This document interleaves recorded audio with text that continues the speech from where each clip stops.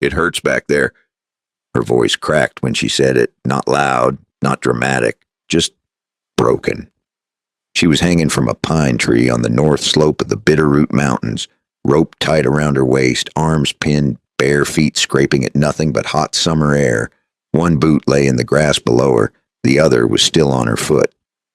Elias Crow stood 10 yards away and didn't move.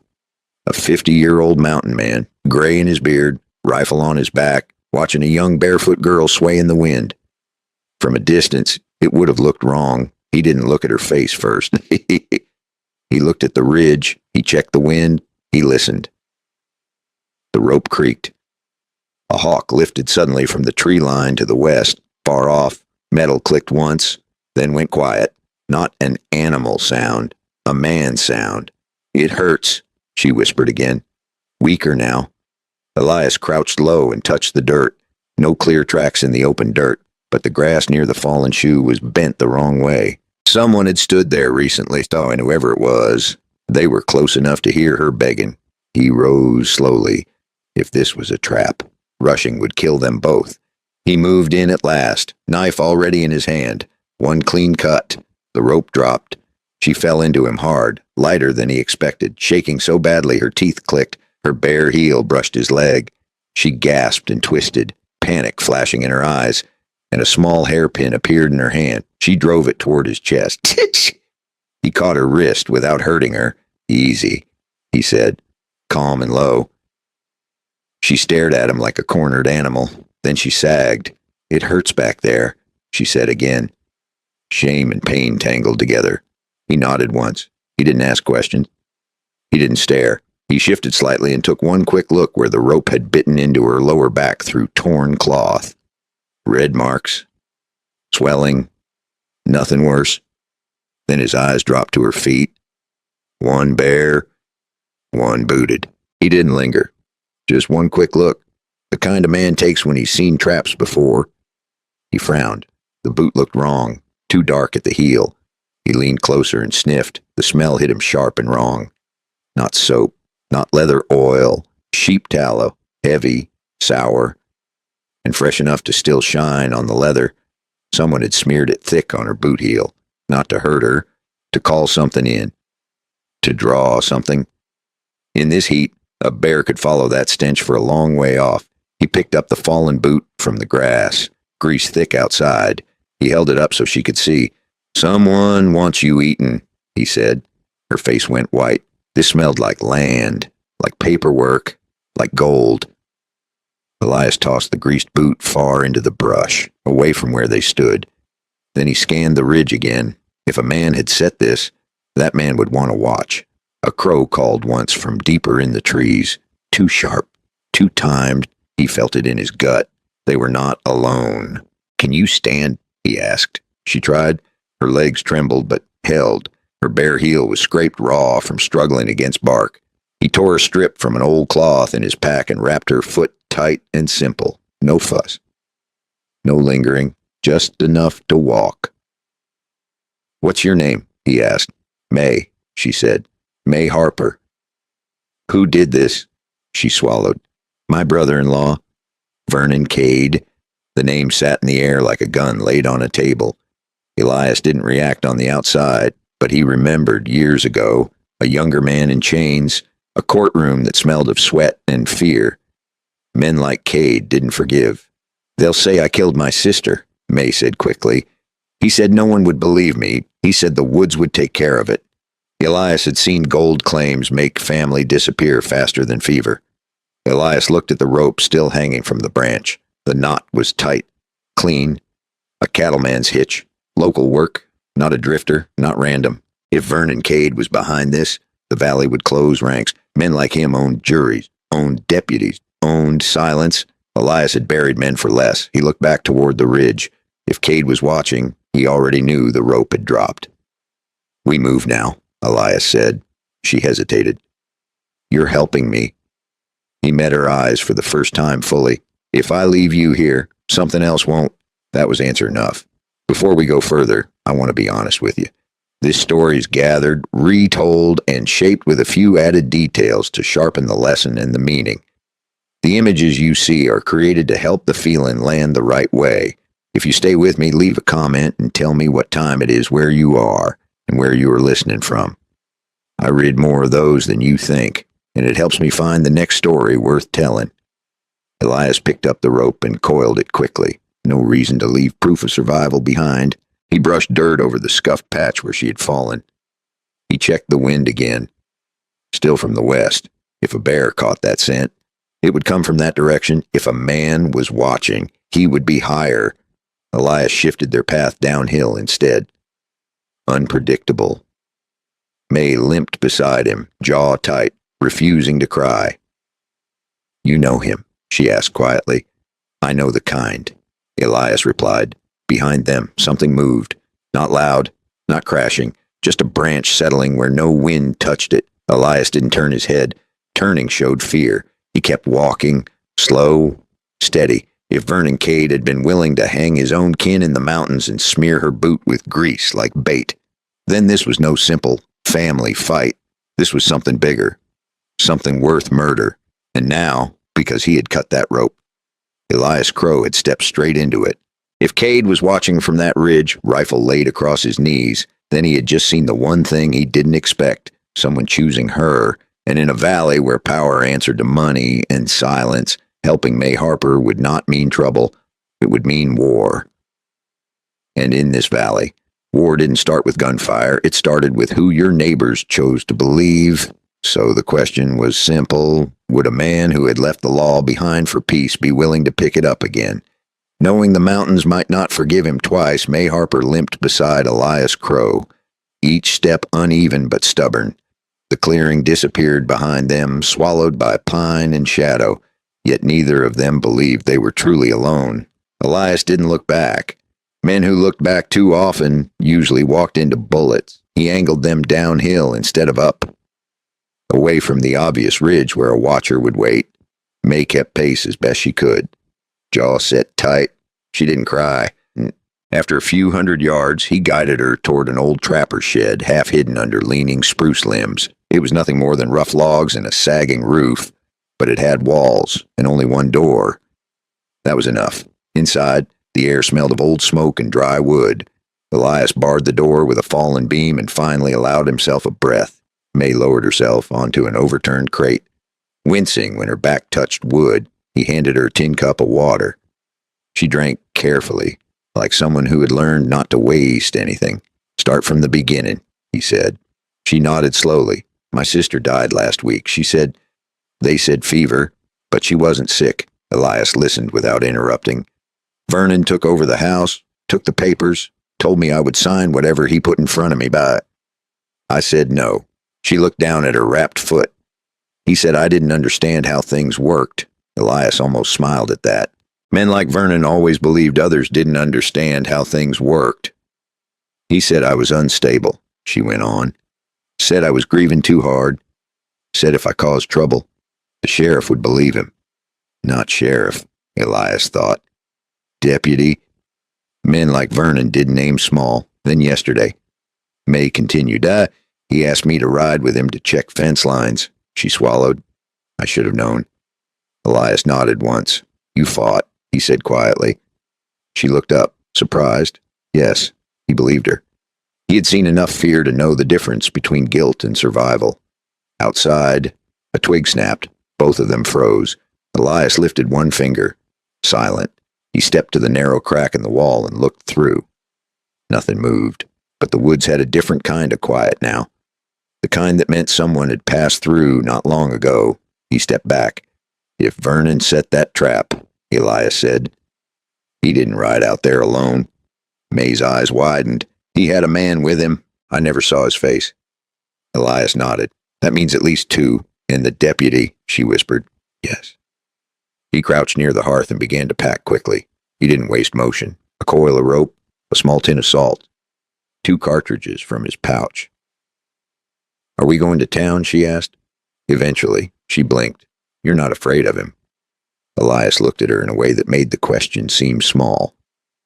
"I'm afraid of wasting time," he said. Fear was useful. Delay was not. He handed her a strip of jerky. She chewed slowly. "You know him." she said again, studying him more closely now. Elias sat back on his heels. I put him in a cell once, he said. Her eyes widened. For what stole cattle, Elias replied. Threatened a ranch hand who wouldn't lie for him. He got out. They always do. He didn't say the rest. Men with money came out cleaner than they went in, and men who arrested them sometimes paid later. May looked toward the door. If he sees me with you, she said carefully, he'll come after you. He already has. Elias answered. That landed between them like a stone. He stood and moved to the door. Listen to me, he said. Once we step out, you stay half a stride behind me. If I stop, you stop. If I move, you move. She nodded without hesitation. He eased the door open and scanned the trees. Still nothing visible, but something felt off. The birds were too quiet. They moved out together, slipping through brush rather than using the obvious trail. After 10 minutes, Elias saw it, a faint line of smoke far back toward the clearing. Not a forest fire, too controlled, too thin. May saw it too. He's burning the grass, she whispered. Elias nodded. Driving scent, he said. If the grease on her boot had drawn animals, that the fire would push them, or flush out anyone hiding. Vernon was not just cruel. He was patient. He wants you found, Elias said. May looked pale again. Why not just shoot me because dead girls raise questions? Elias replied. Accidents don't.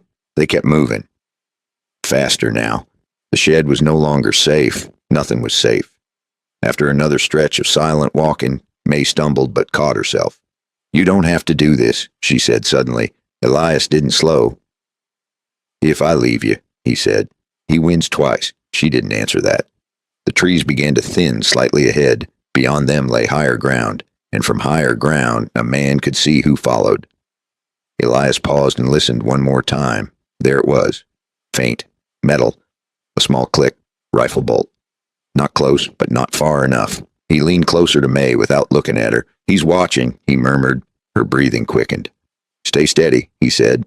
He straightened and began walking again, as if nothing had changed. Because sometimes the best way to survive was to pretend you had not noticed. They reached the edge of a rocky rise. Elias guided her behind a thick boulder and crouched. If he wanted you dead already, he said quietly, you would be. She swallowed. So what does he want? Elias glanced toward the thin smoke in the distance. He wants you blamed. He paused. And he wants me scared. He gave a dry half smile. That part won't work. May almost laughed despite everything. Almost. Down below, somewhere in the trees, a horse shifted its weight. They were closer than Elias had hoped. He checked the wind again, still in his favor.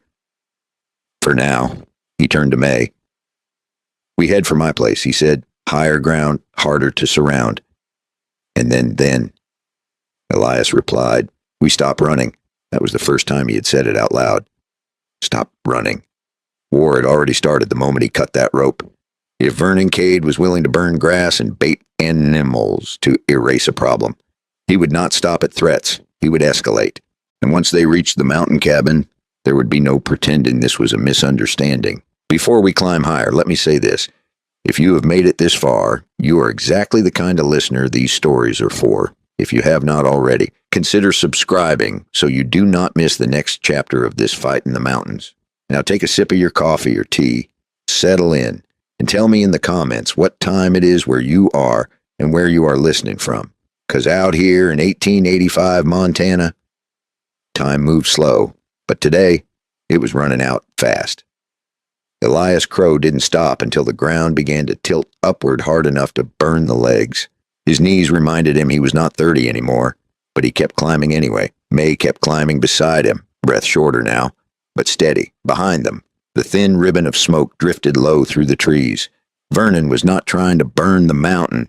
He was testing them, pushing, measuring how they moved. That meant he planned to keep pushing.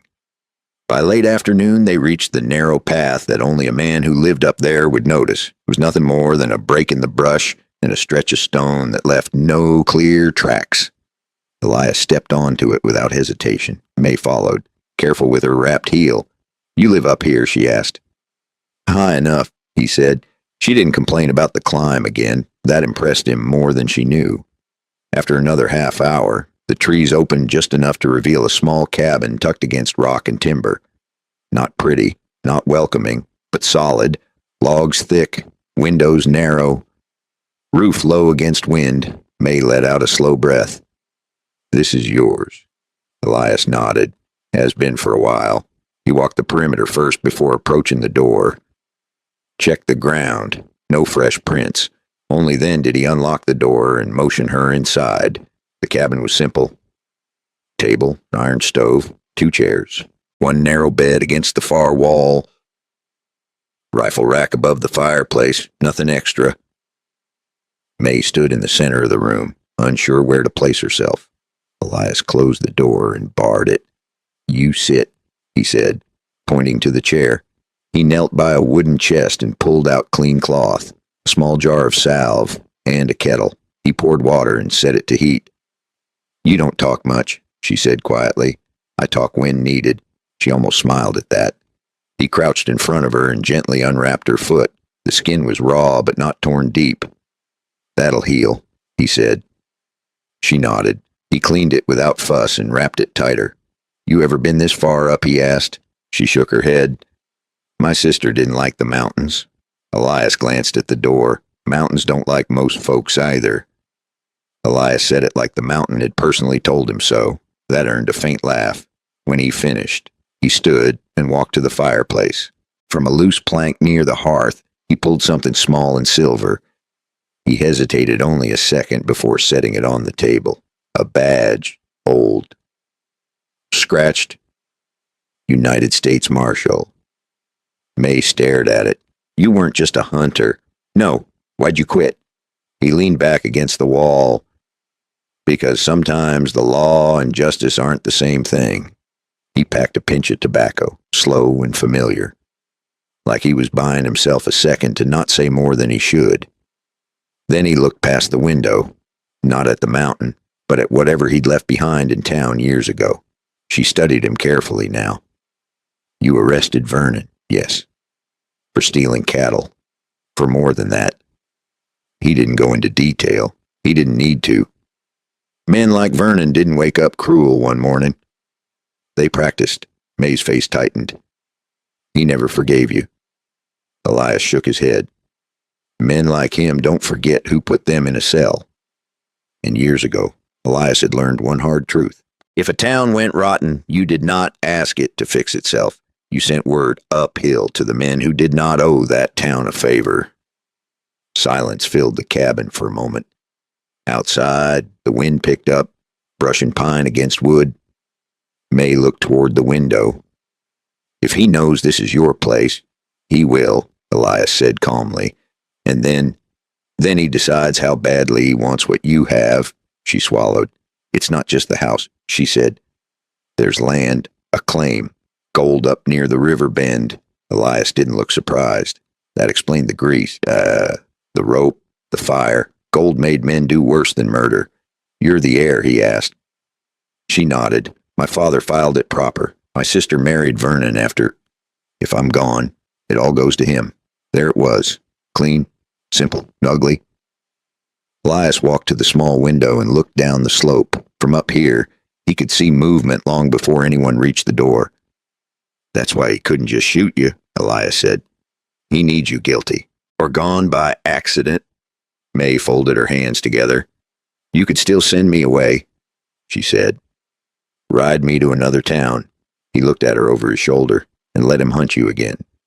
She had no answer for that.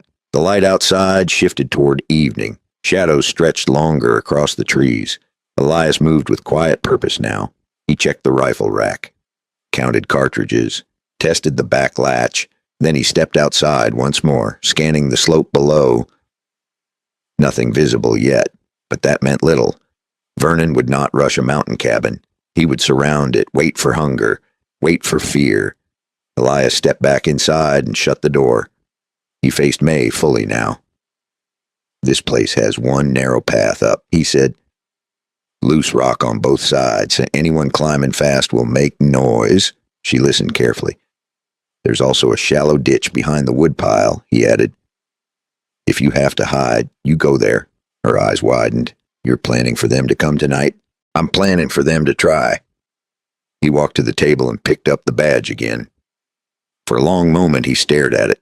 Then he pinned it to the inside of his coat. Not where the world could see, but where he could feel it. May noticed. You said you left that life. I did. He looked toward the darkening window, but it seems it didn't leave me. Outside, somewhere lower on the mountain, a dog barked once. Short, sharp, not a wild sound, but a trained one. May stiffened. Elias didn't move right away. He listened. Counted heartbeats. There it was again. Closer. He met May's eyes. He didn't just bring fire this time. Elias said quietly, and then, from somewhere below the ridge, came the unmistakable sound of more than one horse climbing toward the cabin. The horses didn't rush the mountain. They climbed slow, careful. Men who rushed uphill died tired. Elias Crow stood in the center of his cabin and listened to the rhythm of hooves scraping stone. 3 horses. Maybe 4. At least 1 dog. May Harper stood near the hearth, pale but steady. They're coming straight up, she whispered. They think they own straight lines, Elias said. He moved quickly now, but not frantic. He handed May a small revolver from a shelf above the stove. Never fired one once, she said, at a tin can. Tonight it's not a tin can. Her fingers tightened around the grip. He stepped to the back wall and lifted a loose plank near the floor. Beneath it was a shallow trench he had dug years ago, not deep enough to bury a man. Deep enough to lie flat and avoid a bullet through the wall.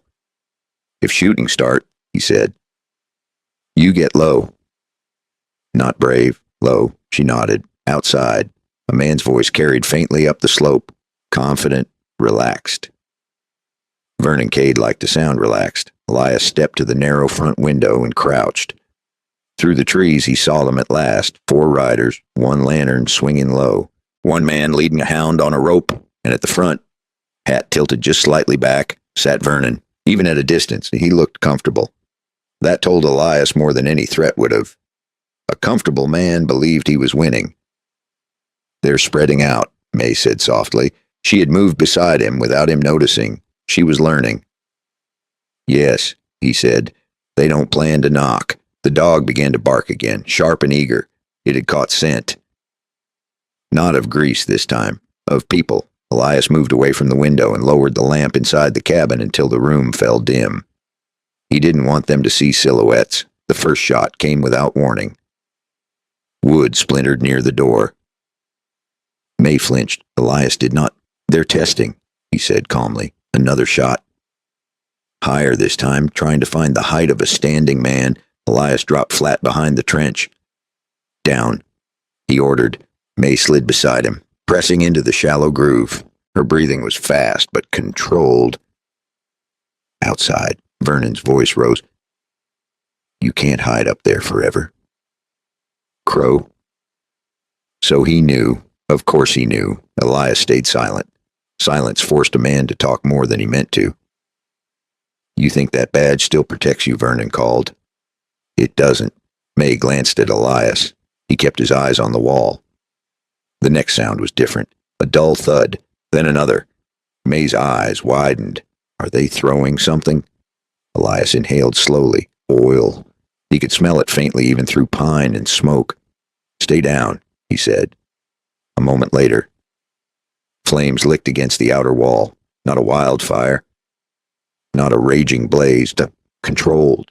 Placed. Vernon was not trying to burn the whole mountain, just the cabin, just enough heat to push them out. May's voice trembled despite herself. He'll burn us alive. No, Elias said quietly. He wants us running. Another bottle shattered against the roof. Fire spread along dry wood shingles. Smoke began to seep through cracks in the ceiling. Elias moved fast now. He crawled to the back corner and kicked open a narrow panel behind stacked firewood.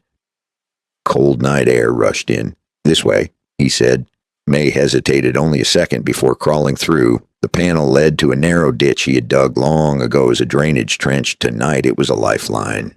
They slipped into it just as the front door burst inward under a heavy kick. Men shouted. Boots hit wood. Inside, flames crackled louder. May clutched the revolver but didn't fire. Elias guided her along the trench toward a thick stand of brush 10 yards behind the cabin. Smoke rolled upward. From the outside, it would look like the cabin was winning the fight. Elias paused behind the brush and listened. Inside, one of Vernon's men coughed. Another laughed. They ran. Someone said. Vernon's voice cut through the others. Search the back. Too late. Elias rose slowly and fired once. The lantern near the horses shattered. Darkness swallowed the clearing. Chaos followed. The dog barked wildly. A man cursed. Another fired blindly toward the trees. Elias grabbed May's arm and pulled her uphill. Not down. Up, away from the obvious escape route. Gunfire cracked behind them. Wood collapsed as part of the cabin roof gave way. May stumbled but kept moving. Her wrapped heel slipped once on loose stone. Elias steadied her without breaking stride. They'll circle, she panted. Yes. Then why are we climbing? Because they think we won't. A bullet struck rock near Elias's shoulder, showering sparks. Close, very close. Vernon was not guessing anymore. He was aiming. Elias ducked behind a thick pine and fired once toward a muzzle flash. A man cried out. Silence followed for 2 long seconds. In that silence, the fire below roared louder. May looked down the slope. The cabin was fully burning now, orange against black sky. That was your home, she said. Elias didn't look back. It was wood, he replied. A shot cracked from below. May lifted the revolver, waited for the shadow to commit, and fired once. The man dropped with a shout. May froze for half a second. Elias gave one short nod. Good. They climbed higher still until the trees thinned and the ground leveled into rock. From here, they could see the burning cabin clearly. Vernon stepped into the firelight below, face lit orange, scanning the slope. He was angry now. Anger made men reckless, but it also made them dangerous. Elias crouched behind stone and counted shapes in the dark. 3 still moving, maybe 4. The dog had gone silent. Either it was down, or they had brought another one. May swallowed hard. What now, she asked. Elias watched Vernon long and careful. Now, he said quietly, he stops pretending this is about papers, down below. Vernon lifted his rifle and aimed straight up toward where they hid, and this time, he didn't fire to scare them. Vernon Cade pulled the trigger. The rifle cracked through the night, and the bullet split stone inches above Elias Crow's head. No warning shot this time, no testing. He was done playing. Elias stayed low behind the rock, breath slow, eyes steady. Below them, the cabin burned hard now. Flames climbing through what had once been his roof. Sparks lifted into the dark sky like 1,000 dying stars. May lay flat beside him, revolver still in her hand. Her knuckles were white, but her voice, when it came, was clear. He's not leaving. No, Elias said. He isn't. Shots kept snapping bark and stone around them. Vernon's aim was steadier than the others, and Elias felt it in his gut. He pulled May left along the rock, low and slow, using shadow instead of speed. A muzzle flash blinked below. Elias fired once. The man dropped. 2 left besides Vernon. Maybe 3. The dog suddenly burst from brush to their right. Teeth bared, rope dragging behind it, May gasped. Elias didn't hesitate. 1 clean shot. The animal collapsed mid-stride. May swallowed hard. You didn't have to, she breathed. Yes, Elias said. They kept moving along the ridge until the slope behind them dipped sharply toward the Bitterroot River. Moonlight caught the water below, silver and restless. Elias studied the drop. Steep, loose gravel, dangerous. May followed his gaze. You're not thinking about jumping. Not jumping, he said. Sliding, another rifle crack from below forced the decision. Stone chipped near May's elbow. Too close. Elias grabbed her arm. We go now. They slid the gravel slope half-controlled, half falling, dust and rocks skittering under their feet. May cried out once when her wrapped foot twisted, but she kept moving. A bullet slapped the slope above them as Vernon fought for a line of sight. By the time they reached the riverbank, both were scraped and breathless. The Bitterroot moved fast in this stretch, swollen from late spring melt, cold. unforgiving. May stared at it. You said we stop running. We will, Elias said. Just not here. He didn't wait for fear to grow. He took her hand and stepped straight into the water. The cold hit like a hammer. May sucked in a sharp breath. The current shoved against their legs immediately. Elias angled them sideways, not fighting straight across. He moved the way a man moved who had crossed rivers with prisoners in chains and bullets in the air. Behind them, Vernon reached the top of the slope, his silhouette cut against firelight. He raised his rifle again. The shot cracked. Water exploded inches from Elias's shoulder. He didn't turn. Turning wasted balance. Keep your feet, he said through clenched teeth. The current pulled harder toward midstream.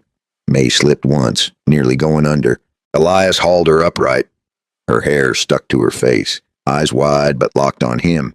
Another shot, this one farther off. Vernon's angle was worsening. The river curved, and then the current took them fully. Not drowning, but dragging. Elias let it carry them 10 yards downstream before forcing them toward a shallow shelf of rocks. They stumbled onto the far bank, soaked and shaking. For a moment neither spoke. Only the rush of water filled the night. Elias turned back toward the opposite bank. Vernon stood there, dark and rigid, unable to follow without losing his own footing. The fire behind him burned lower now. Smoke drifted across the slope. Even from this distance, Elias could feel the anger in the way Vernon held his rifle. He won't stop, May said quietly. No, Elias agreed, and the river won't stop him forever. He scanned upstream and down, no easy crossing nearby, but Vernon knew these mountains too. There was a shallow bend upstream, and a man like him would know it, which meant this was not escape, just distance. May hugged herself against the cold. Her bare foot trembled against stone. You lost your cabin, she said softly. Elias looked back once more at the faint glow on the ridge. It was time, he said. That was only half true. He had built that place with his own hands, but wood could burn. People were harder to rebuild. He stepped closer to her. We can't stay here. She nodded. Where do we go? He looked downriver toward the faint outline of Missoula far beyond the trees. If he wants papers signed, Elias said, he'll want witnesses who look official. Her expression tightened. Town? Yes. May hesitated. The deputy is his man. I know, and others might be too. I know that as well. The river roared behind them. Above, clouds drifted across the moon, dimming the night. For a long moment, it was just the two of them on that bank. Wet, cold, alive. Then from upstream came the faint but unmistakable sound of another horse splashing into water. Elias turned his head slowly. Vernon had not waited for morning, and this time he was crossing. The splash upstream came again, not clumsy, not panicked, measured. Vernon Cade was bringing his horse into the Bitterroot at a slower angle, choosing a better crossing than rage had allowed him before. Elias Crow didn't waste another second watching. He's learning, May said quietly. He always did. Elias replied. He scanned the far bank. Dark timber, thick brush, no clear trail. Good. Up, he said. They moved along the riverbank at a sharp angle, keeping low where the brush grew dense. May's wet skirt clung to her legs, her wrapped foot leaving faint marks in mud. But the current had already erased most sign of where they came out. Behind them, water churned as Vernon forced his horse forward. He would lose time in the crossing, but not enough. Elias angled them toward a shallow bend where the bank rose into scrub and then flattened toward open ground. Beyond that lay the road that led to Missoula.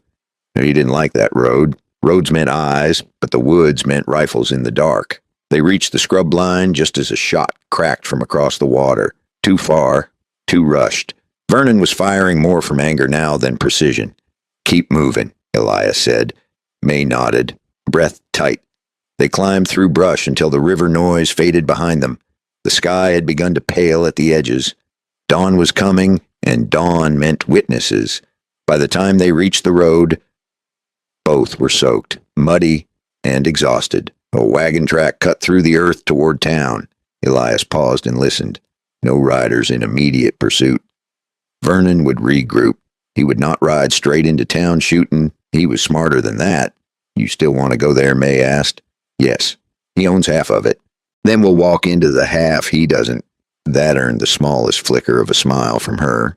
They walked side by side down the road as the first light crept over the hills. Missoula came into view slowly. Wooden storefronts, a church steeple, the outline of the bank, smoke rising from morning stoves, normal life beginning. It almost looked peaceful. That was the lie of towns. People opened doors not knowing trouble was already walking toward them. At the edge of town, Elias slowed. From here, he said quietly, you don't look afraid. She lifted her chin. I'm not. That's good. But don't look hunted. They stepped onto the main street just as a shopkeeper swept dust from his doorway. A couple of men outside the saloon glanced at him, taking in wet clothes and tired faces. Recognition flickered in one pair of eyes. May noticed it too. Word travels fast, she murmured. Yes, Elias said. And sometimes it was pushed. They head straight toward the bank. If Vernon wanted papers signed, that was the place. As they approached, the heavy door opened and Deputy Amos Pike stepped out. Hat low, hand resting near his holster. He saw May first, then Elias. His jaw tightened. Well, Pike said evenly. Didn't expect to see you walking free. May's spine stiffened. I haven't done anything, she said. Pike gave a humorless smile. That's not what I've been told. Elias stepped half a pace forward, not aggressive, not yielding. What have you been told? He asked calmly. That she murdered her sister, Pike replied, and fled. May's breath caught. But she didn't speak again. Elias studied Pike carefully. There was no hesitation in the deputy's tone. No doubt. Which meant someone had already planted the story. How long you been wearing that badge? Pike Elias asked. The deputy's eyes narrowed slightly. Long enough. Long enough to know accusations ain't convictions. A few townsfolk had slowed their steps nearby, listening without appearing to. Pike shifted his weight. This ain't your concern, Crow. It became my concern when someone tried to feed her to a bear. Elias said quietly. A murmur rippled through the small gathering. Pike's expression hardened. You making wild claims now, I'm stating facts, Elias replied. He reached into his coat slowly. Not for a weapon, for the coiled rope he had taken from the tree. He held it up just enough for Pike to see the knot. Recognized that hitch. Pike's eyes flicked to it, then away. Before he could answer, another voice drifted from behind the bank door. Smooth, confident. That's enough talk for the street. Judge Hollis Rourke stepped out into the morning light. Clean coat, polished boots. A man who never dirtied his hands yet somehow always held power. He looked at May with something close to pity. Miss Harper, the judge said gently, this has gone far enough. May's hands curled at her sides. You know the truth, she said. Rourke's smile didn't reach his eyes. I know what the law will accept. Elias watched the exchange carefully. This was bigger than Vernon alone. Much bigger. Elias had a feeling the old message he sent long ago might finally have legs. Behind them, the sound of hooves echoed faintly at the far end of town. Not hurried. Not chaotic. Controlled. Elias didn't turn immediately. He didn't need to. Vernon had arrived, and this time he was not coming as a hunter in the woods. He was coming as a man who believed the whole town stood behind him. Elias finally shifted his gaze down the street. Vernon Cade rode in slow, calm, and smiling. And he was not alone. Vernon Cade rode into Missoula like a man arriving for church, not a man who had burned a cabin before sunrise. He swung down from the saddle slow and easy, boots clean, coat brushed, rifle resting calm across his shoulder. Two riders followed behind him, not wild-looking men, not drifters. Local faces, that was the part that mattered. Elias Crow didn't move. May stood beside him, chin high, though Elias could feel the tension in the air between them like a wire pulled tight. Vernon tipped his hat slightly toward the judge. Morning, Your Honor, he said. Judge Rourke inclined his head as if greeting a respectable citizen. Mr. Cade. Deputy Pike shifted a little closer to May. Vernon's eyes finally landed on her. There was no surprise there. Only calculation. You look tired, he said lightly. Been running. May didn't answer. Elias stepped half a pace forward. She was tied to a tree with grease on her boot. Elias said calmly, "That's running enough." A few townsfolk exchanged uneasy looks. Vernon sighed like a man burdened by foolishness. "Crow," he said, almost amused. "You've always liked a dramatic story." He turned to the small gathering. "My wife died last week," he said, voice lowering, just enough to sound sincere, "and now her sister vanishes in the night." He shook his head slowly. Grief does strange things to people. Judge Rourke folded his hands in front of him. "Miss Harper," he said smoothly, "if you have something to say in your defense, now would be the time." Defense. The word hung heavy. May swallowed once. "I didn't kill my sister," she said, steady but not loud, "and he tried to have me killed." A murmur rolled through the street. Vernon let out a soft laugh. "That's a serious accusation." "It's the truth," she said. Deputy Pike's hand hovered near his holster now. Elias noticed. So did Vernon. And Vernon smiled slightly. "Perhaps we should take this inside," the judge suggested. No need for a spectacle. Inside meant closed doors. Closed doors meant no witnesses who mattered. Elias weighed the street carefully.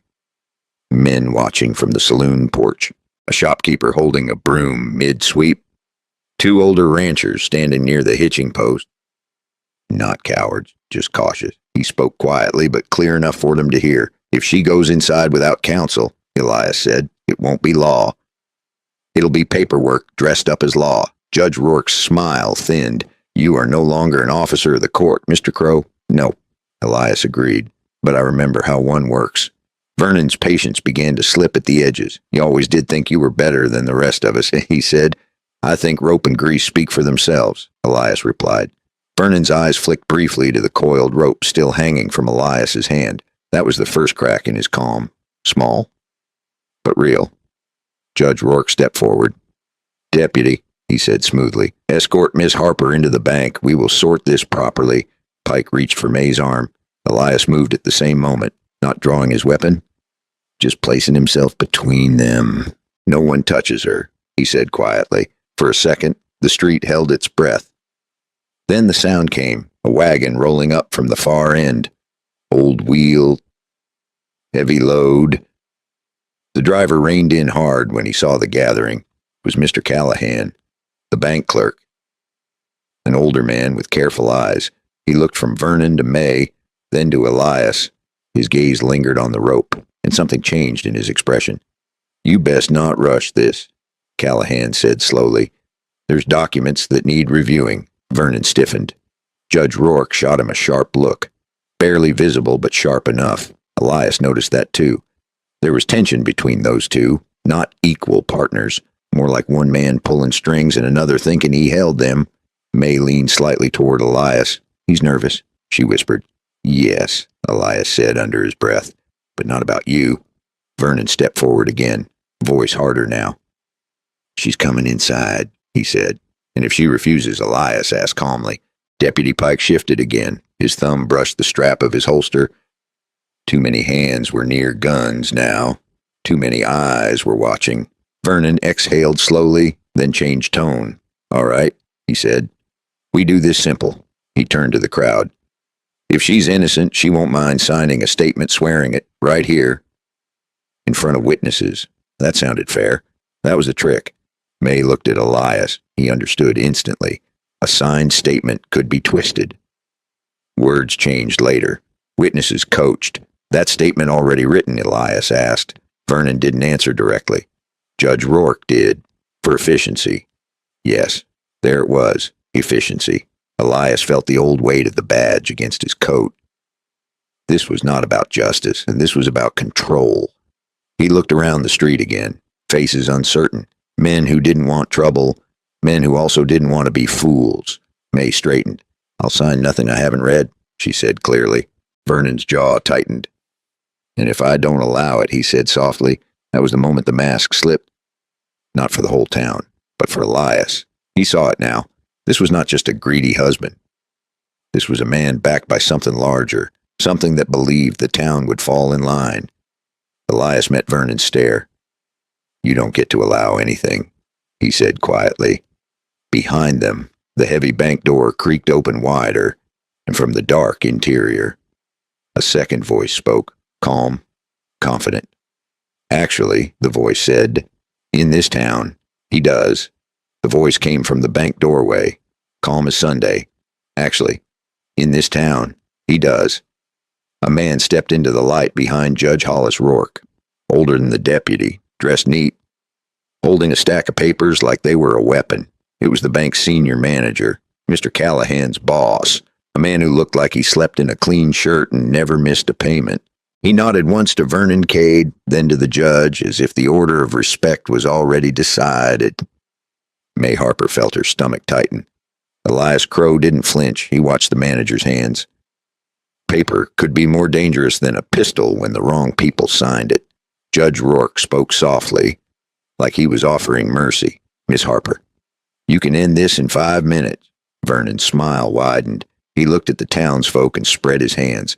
I don't want trouble, he said. I want peace. She signs. We all go home. Elias turned his head slightly, just enough to catch the faces around them. Men over 40, work hard and careful with their opinions. They wanted peace too. Most people did. That was how men like Vernon bought time. May looked at Elias as if asking permission to panic. Elias gave her none. He spoke to the crowd instead, voice plain and steady. You all know what a fair deal looks like. He said, it don't happen with a deputy gripping a girl's arm and a judge waiting behind a locked door. Deputy Amos Pike stiffened. Watch your mouth, Pike warned. Elias kept his tone even. I'm watching hands, he said. That's what keeps a man alive. Judge Rourke's patience thinned. Deputy, he said, take her inside. Pike reached for May again.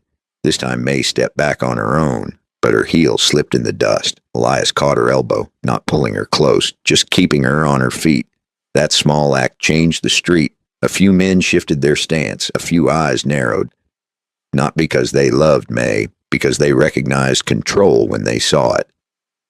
Vernon noticed the change, too. He took one slow step forward. Elias, he said, using Crow's first name now like an old friend. You want to play hero? Fine, but you can't win this. Elias looked at him. I'm not trying to win, he said.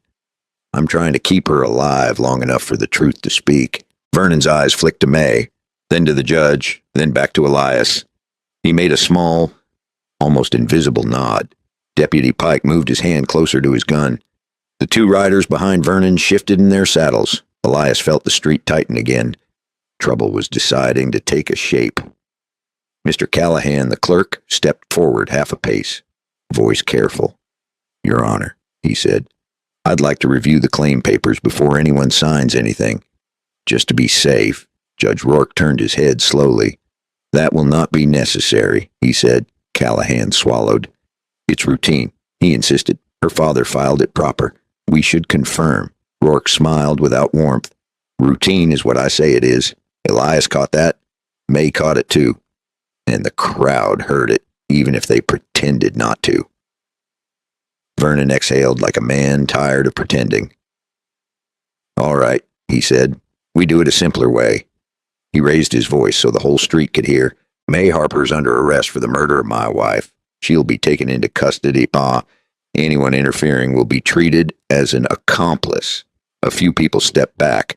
Not cowardice, just the instinct to avoid being crushed between powerful men. May's throat tightened. She was my sister, she said, voice shaking but firm. He's lying. Vernon's expression didn't change. Lying was easy when you owned the room.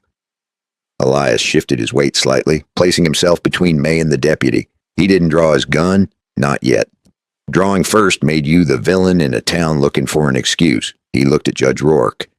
You've got no warrant, Elias said. Rourke's voice stayed smooth. The deputy has probable cause. Elias nodded once. That's a fancy way to say you don't need proof. The judge's eyes hardened. Enough, he said. Deputy Pike made his move. He grabbed May's wrist. May jerked back and raised the revolver she'd kept hidden under her shawl. Not to shoot, just to stop the grab. The sight of it snapped the street like a rope pulled too far. Pike drew his gun. One of Vernon's riders drew too. A man on the saloon porch shouted for everyone to get down. Elias moved at the same moment, fast and sure. He hit Pike's gun hand sideways. throwing the barrel offline. The shot that fired went into the dirt. People screamed, not from blood, from fear. Fear spread faster than bullets. Elias shoved May behind the water trough and crouched with her. "Stay low," he said. Vernon's rider fired again. Wood splintered on a post. Elias returned one shot, aimed not to kill but to stop. The rider's hat flew off and the man dropped behind his saddle. Suddenly less brave, Vernon stepped back, anger finally breaking through his calm. "Shoot him," he snapped. Judge Rourke didn't shout. He simply raised his hand, and two men near the bank door lifted rifles from under coats like they had been waiting all morning. That was the truth of Missoula. It was organized. Elias leaned close to May. "This is what he wanted," he said. May's eyes were wet, but her voice stayed steady. "He's going to take me inside, not if we keep breathing," Elias said. He glanced over the trough. Vernon was moving sideways, using the hitching posts for cover, trying to angle around. Elias didn't chase him. Chasing got you shot. He fired once toward the bank rifles, forcing them to duck. Then he grabbed the coiled rope from earlier and tossed it across the street, snagging the leg of a hitching post. A horse spooked and reared, yanking the post just enough to break the line of sight for a heartbeat. In that heartbeat, Elias moved. He ran low, pulled May with him, and slid behind a stack of feed sacks near the general store. May's breathing was hard now. "Elias," she whispered, "we can't win this." Elias looked at her, face calm in the middle of noise. "We don't need to win," he said. "We need one thing to change." "What thing?" He nodded toward Judge Rourke. "A man like that don't step into sunlight unless he thinks he can't be touched." Gunfire cracked again. A window shattered. "Glosol." The crowd scattered behind barrels and doorways. Vernon's voice rose, sharp and ugly. "Bring her out, now!" Elias looked down the street and saw it. At the far end, through the moving dust, a rider came in fast, straight from the north road, like he'd been riding hard for hours. The rider wore a plain coat and carried a long rifle across the saddle, and he headed straight for the bank. Elias narrowed his eyes. He didn't know that man, but he knew one thing. The man was not slowing down. And Vernon Cade, seeing him too, reached calmly toward his sleeve as if he had saved something small for the exact moment Elias let his guard down. The rider didn't slow down. He rode straight through the dust and gun smoke like a man who had chosen his side before he reached town. Vernon Cade saw him. So did Judge Rourke. And in that single second of distraction, the careful balance of Missoula shifted. Elias Crow saw Vernon's hand move toward his sleeve. Small motion, hidden motion, the kind a man saved for the last card in the deck. Elias didn't hesitate. He stepped out from behind the feed sacks and fired once, not at Vernon's chest, at his arm. The shot hit. Vernon's sleeve snapped back, and a small pistol dropped into the dirt. A Derringer, the kind meant for betrayal at close range. The street gasped as one. Now everyone saw it. Not rumor, not accusation. A hidden gun in a man who claimed to want peace. The new rider pulled up hard near the bank door. He was not a stranger after all. He wore a federal badge pinned open on his coat. Not random, not lucky. Someone had answered a message, not polished, not flashy, real. He dismounted without hurry and spoke loud enough for the whole street. "Drop the rifles." The older ranchers on the porch straightened. Hands eased away from belts. Eyes locked on the judge instead of the girl. The tone was not angry. It was final. Deputy Pike froze. The two men by the bank door lowered their guns first. Judge Rourke's face drained of color. Just slightly. Enough for Elias to notice. Vernon clutched his bleeding arm, rage and disbelief fighting in his eyes. "This is a mistake," he snapped. The federal officer looked at the dropped Derringer in the dust. "Looks like a habit," he replied. Silence rolled across the street like wind across dry grass.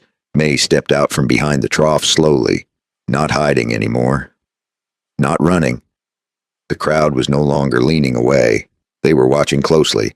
Men over 40 know the difference between fear and truth. They had just seen the difference. Elias lowered his rifle but didn't relax. He watched Judge Rourke. Power does not collapse in one loud moment. It erodes piece by piece. The federal officer turned to May. "Miss Harper," he said calmly, "is it true you were tied in the mountains?" "Yes," she answered. And the man who did it is here. She looked straight at Vernon. Yes. The officer nodded once.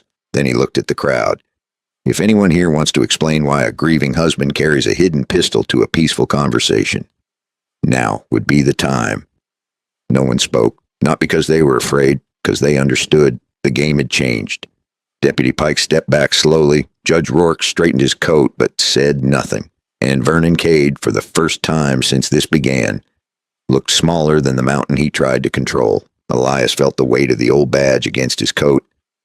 He had not pinned it outside. He had not needed to. Sometimes you do not win by drawing first. You win by standing long enough for truth to catch up. May moved closer to him. Her voice was quiet. It's over. Elias looked at the rising sun over Missoula. No, he said gently.